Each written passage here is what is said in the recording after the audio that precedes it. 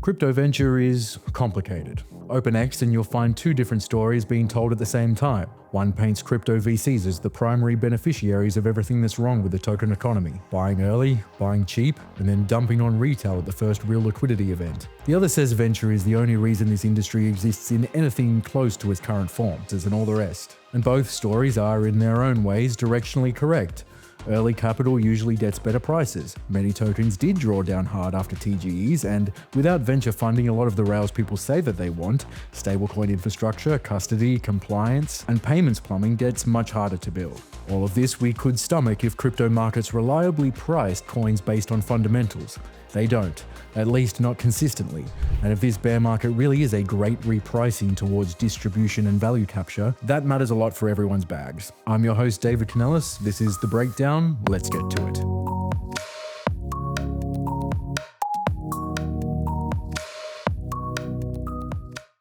This episode is brought to you by Nexo.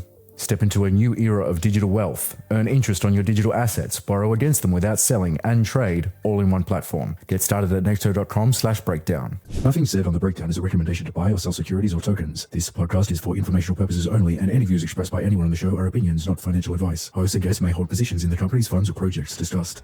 From the outside, the most common criticism on venture capital in crypto boils down to the token premium.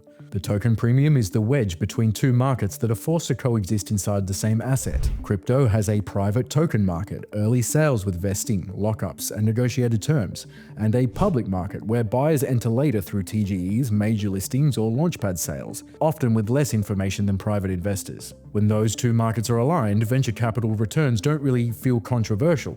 If a token launches at a sane valuation, unlocks are gradual, and the product has real usage and economic activity, venture making money just looks like investing. The controversy starts when that alignment breaks. Say a private round implies a $100 million valuation, and the token launches at a $2 billion FDV. That gap is the premium, and it creates incentives to optimize for the launch rather than long-term price discovery. The market has increasingly pushed back on that model, which helps explain poor post-TGE performance and why projects have delayed launches and unlocks citing market conditions.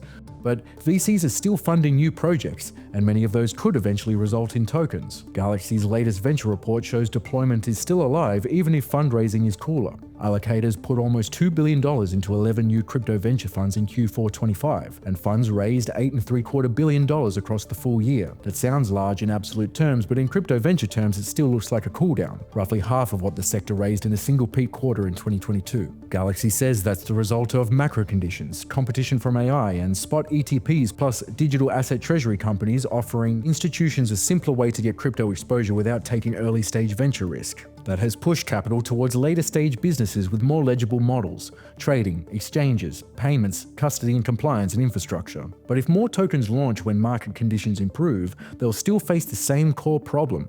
Price discovery is happening before the market has a reliable framework for valuation. Okay, so TGEs aren't IPOs, coins aren't shares, and blockchains aren't companies. But markets still treat them the same in one crucial sense. They assign a market cap and FDV, and those numbers immediately become the anchor for valuation. In equities, that anchor usually comes after years of operating history, revenue, and a more mature cap table. In crypto, it often comes much earlier, which means early-stage protocols can be priced like late-stage public companies before there are stable fundamentals to justify it. And at that point, not just retail investors, but more sophisticated liquid funds start asking the simplest question: am I only here as exit liquidity? And if enough people ask that question, the public market stops being a reliable exit because it refuses to pay the token premium. Once that happens, private markets have to adapt, not just for VCs, but for founders, employees, and good faith teams building something real. That's also why the biggest checks are clustering around businesses that don't need a token launch to generate returns. Stablecoin infrastructure, custody, compliance, and real-world asset tokenization. Not new alt L1s and definitely not another L2. So the real concern is, how do you structure launches so that the public market can participate in upside without being set up as exit liquidity? There's one obvious answer: stop launching tokens for early stage projects with no publicly verifiable revenues. That's never going to happen completely, and nor should it. Some part of crypto will always be speculative. But token launches do need to change, and maybe they will once the Clarity Act actually makes it through Congress. In the meantime, if the market structure is broken, is there anything retail can actually use to understand whether a coin is cheap or not? Step into a new era of digital wealth with Nexo, the premier digital assets wealth platform. Earn interest on your digital assets, borrow against them without selling, trade a wide range of cryptocurrencies, all in one place. Nexo is now available again in the US with an evolved product suite tailored to today's market. For a limited time, new US clients can unlock 30 days of exclusive Wealth Club Premier benefits, including enhanced interest rates, reduced borrowing costs, and up to 0.5% crypto cashback on trades. Get started today at nexo.com/breakdown. Quick break before we continue. Blockworks' flagship institutional conference, Digital Asset Summit, is back in New York City this March 24th through 26th. DAS brings together allocators, asset managers, policymakers, and the builders actually shaping crypto's next phase. Not the hype cycle, but the infrastructure and capital behind it. This year's summit represents over $4 trillion in assets under management, with more than 150 speakers and 750 institutions in attendance. Speakers include leaders from firms like BlackRock and Franklin Templeton, senior policymakers and regulators. Don Wilson of DRW will be there, alongside core crypto infrastructure teams across Bitcoin, Ethereum, and stablecoins. If you're looking for a serious institutional grade view of where digital assets are headed in 2026, this is where that conversation happens. Use code BREAKDOWN200 for $200 off. Learn more at blockworks.co/events. Now, back to the show. As always, investments in blockchain technology involve risk. Terms and conditions apply. Do your own research. We often hear that fundamentals don't matter in crypto and that prices are totally independent of them. That's not exactly true. Fundamentals like on-chain revenue and increasingly stablecoin supply and usage do matter. They just only matter when the market is actually pricing on fundamentals, which is rare. So I wanted to do a test. Do crypto markets really ignore fundamentals altogether? I pulled network REV data, revenue from users paying for block space, for about a dozen major chains from the Blockworks research platform, and mapped it to the market caps and prices of their native coins. It's a rough price to sales analog, or a PS ratio for blockchains. Market cap divided by trailing 365-day fee revenue. Chain fees aren't company revenue, but it can still be useful. What I found is that an L1 or L2 coin can look attractive on this basis only when two conditions are true at the same time. The first condition is valuation. The chain's PS ratio has to be in the bottom quartile of its own history, meaning cheap relative to itself. Condition 2 is the market regime, not just that price and fees are correlated, but that the price-fee relationship has recovered after a significant breakdown. Why? Well, in risk-off conditions, prices and fees can fall together simply because everyone is de-risking. High correlation alone does not mean the market is pricing on fundamentals. The signal gets interesting when price and fees separate and then re-establish while the chain still looks cheap on a PS basis. That looks like the market re-anchoring price to revenue after fear or narrative overwhelmed the market. Across the set I tested, there were 3 clear historical examples where that happened, and each one preceded a major rally. The first was Ethereum in September 2020, toward the end of DeFi summer. ETH's market cap relative to trailing fee revenue was near the 11th percentile of its own history, meaning Ethereum was generating unusually high revenue relative to the size of ETH's market cap. At the same time, the rolling 180-day correlation between price and fee revenue was extremely high. DeFi activity, especially liquidity farming, had pulled real economic demand on-chain, bringing in a lot of network revenue while the price had not fully caught up. Because on-chain revenues rose faster than the price of ETH briefly looked more reasonably valued, and then the 2021 bull run layered hyper narrative on top and sent it roughly 10x in about a year. The second was Ethereum, again in March 2023, a few months after the FTX collapse in November 22. The relationship between the price of ETH and network revenue had been scrambled through late 22. The trailing 180-day correlation fell to near zero. By March 23, the market had settled enough for that correlation to rebuild back above 0.5, while the PS ratio was still cheap. It was brief, but it still looked like a re-anchoring, price realigning with what the network had been earning throughout all the noise. ETH then rallied about 170% over the following year as broader market narrative improved. The third example was Tron in November 23. This one is a little less dramatic. Fees, mostly driven by USDT transfer activity, weren't surging, and TRX wasn't at some obvious local bottom, but it had drifted out of step with that revenue for months. Price had ground higher through mid-23, while fees stayed relatively stable, generating roughly $500 million annualized. With price higher and fees flat, Tron's PS ratio compressed, and by early November, when correlation rebuilt back above 0.5,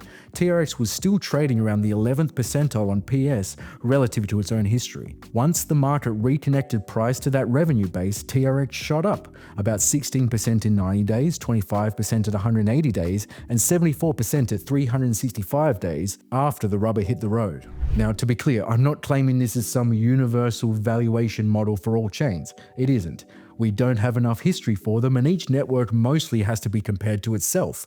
The point is narrower, but I think more useful. Cheap PS ratios alone are not signals. Those show up all the time. What matters is the transition, when the market moves from pricing on fear or hype towards pricing on fundamentals instead.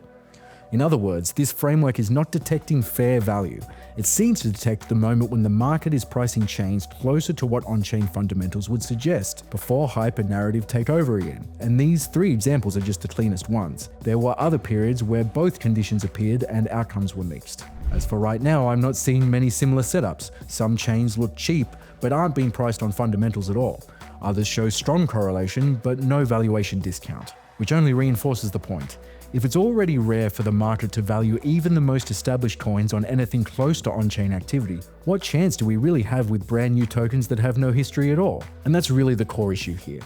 That we keep forcing price discovery before the market has a reliable way to value what it's buying and then complain on the other side. Resolve all this and we might just deserve another bull market. But it may turn out to be impossible given early stage venture is by definition highly speculative. I put all of this to my guest Haseeb Qureshi, managing partner at Dragonfly Capital, and here's some of what he had to say.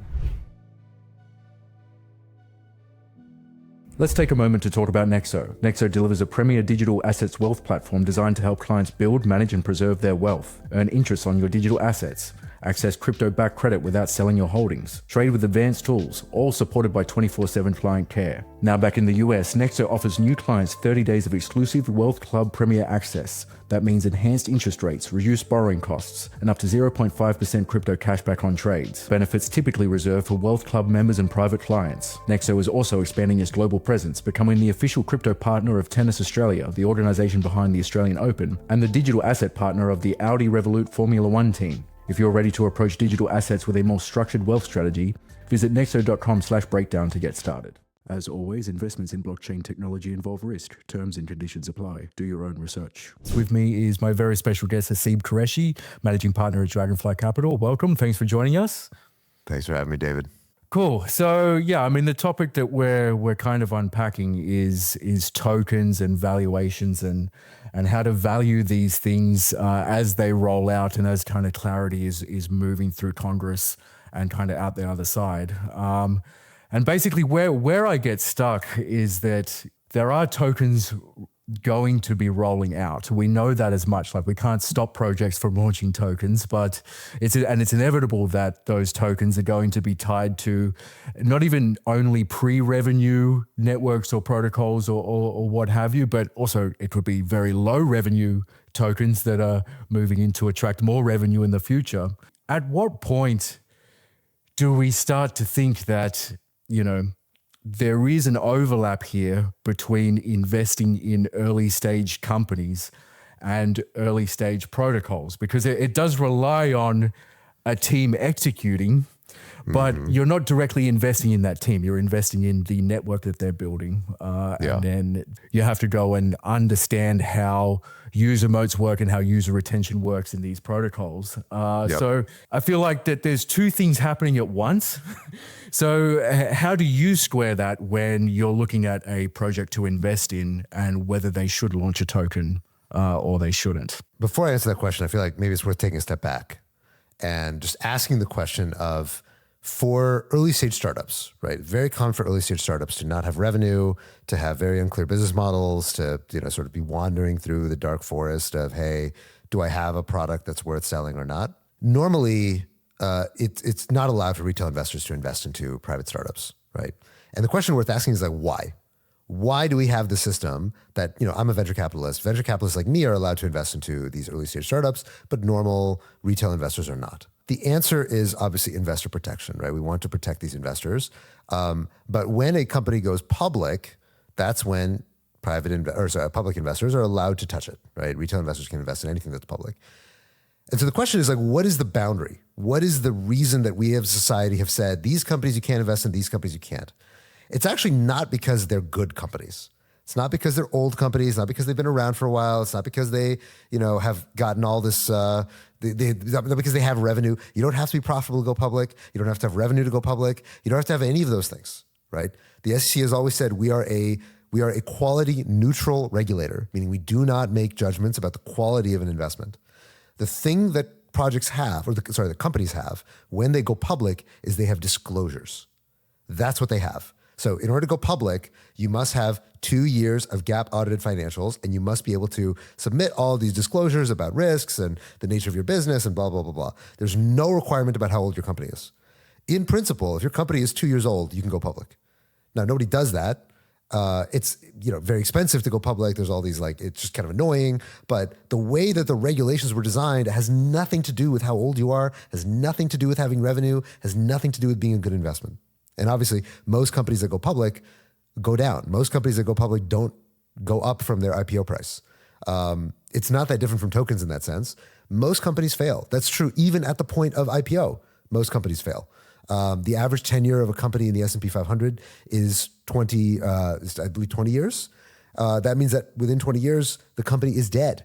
The company gets delisted. Most companies don't exist forever. There's creative destruction in the economy going on all the time. The reason why I say all of that is that the reason why we have always felt in crypto that it's appropriate for these assets to be immediately tradable and absorbable by retail investors is because of the fact that the normal asymmetry of information that exists in an early stage company that doesn't have these disclosures, doesn't have GAAP audited financials, that asymmetry of information doesn't necessarily exist if the product is open source, if the metrics are all in public, if everything you need to know about this protocol, this startup, this DEX, if it's all out there and you can just go look it up on Dune, and there's no question, there's no oh, do I trust this guy? Do I need a big four auditing firm to come in and audit this DeFi protocol? No, you just go on Dune, you run the query, and you can see how much volume are they doing. You don't need to ask anybody else to make this thing trustworthy. So that's always been the reason in principle why we have felt, and why also the regulators have felt, that actually tokens are different. There's something fundamentally self-disclosing and fundamentally this kind of information equalization that happens in these decentralized open source networks compared to things that are not. Now, look, if you're not open source, different story. If you're launching a token for some off-chain business that is not really a decentralized network, that's a different story. But if these things are fully on-chain, they're fully discoverable, and they're fully equalized with respect to information, then the intuition is that, well, you have the information that you need. If you decide it's a good investment, great. If you don't even want to look at the investment or look at the information about what makes it a good investment or not, you can do that in the stock market too. We're not going to stop you. We're not going to force you to do your research and be a smart investor. It's not how markets work. It's not how they've ever worked.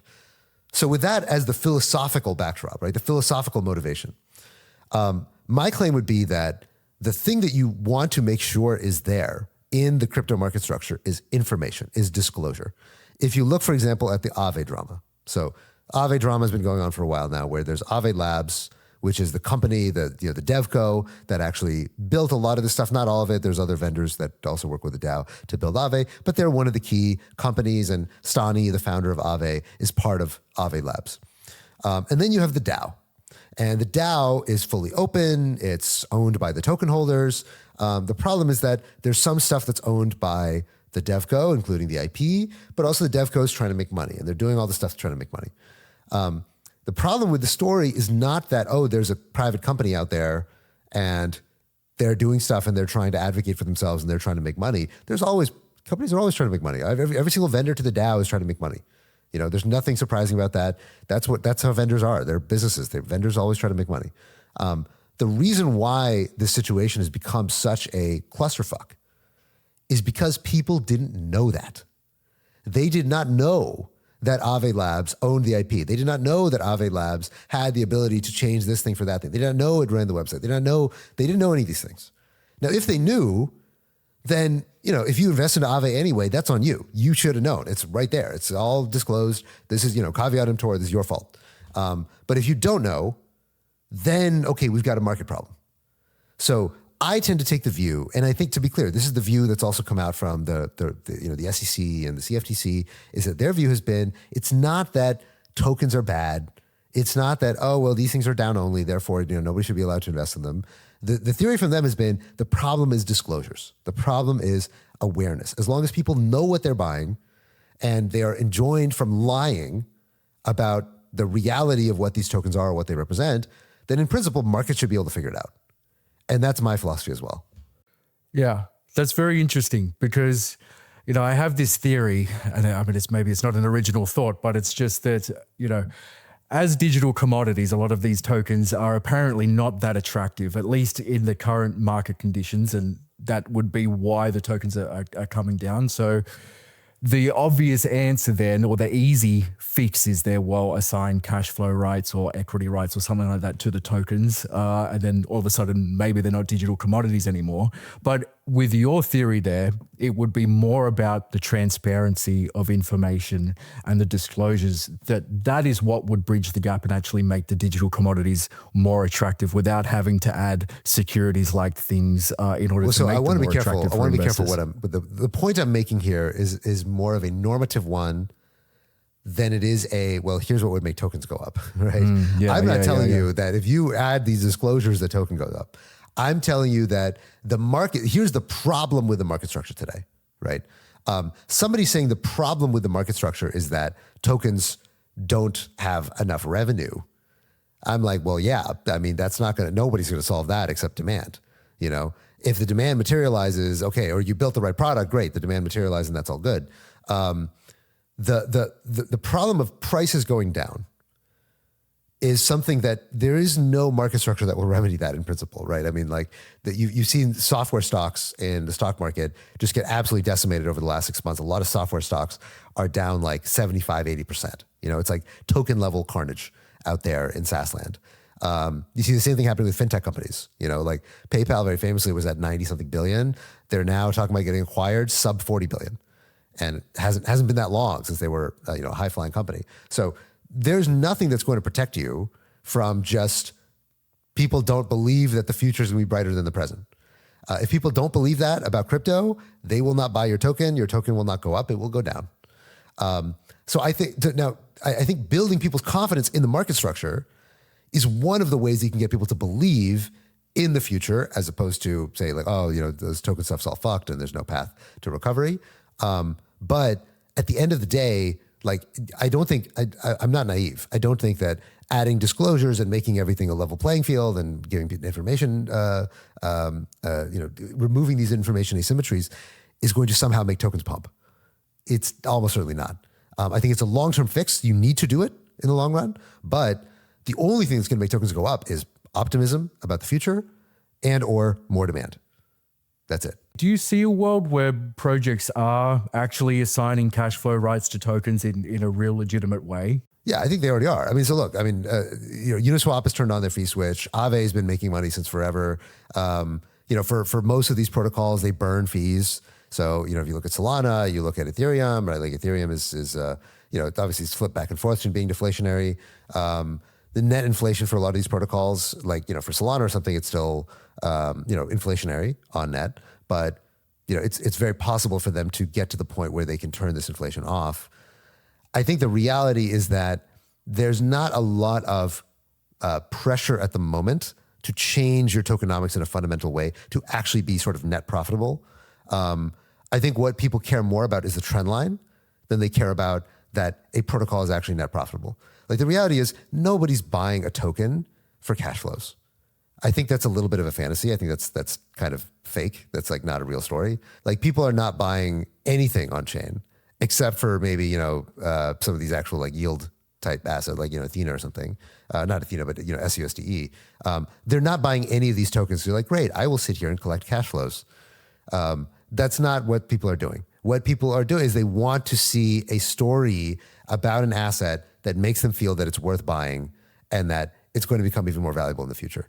But there's nobody, like, the amount of quote unquote value investing that's happening on chain, or people DCFing this stuff, is actually pretty small, right? Most of the story about crypto is still about the future. It's not really that much about the present and the present cash flows. The reason why the present cash flows matter is as an indication of the future, not because we actually care about getting that cash today. And I just want to kind of bring it back to VC and how you're looking at valuing crypto startups and all that kind of thing. Because, yeah, I saw, it was a big deal maybe a week ago. There was a lot of doom posting about VCs in the age of AI. And it was like, well, if I can just go and look at the Y Combinator list of startups and ask an agent to just go build a competitor to this for way cheaper, then why couldn't I do that, and why shouldn't I? And then And then it went, well, wouldn't that necessarily change the value dynamics of venture investing overall? Because, you know, the cost of actually building out engineering teams is significantly less. So these startups are inherently significantly less valuable, at least to fund from a very early stage. And eventually, if those startups do launch tokens, then that will also bring down the value of their tokens. It is what my line of logic would go.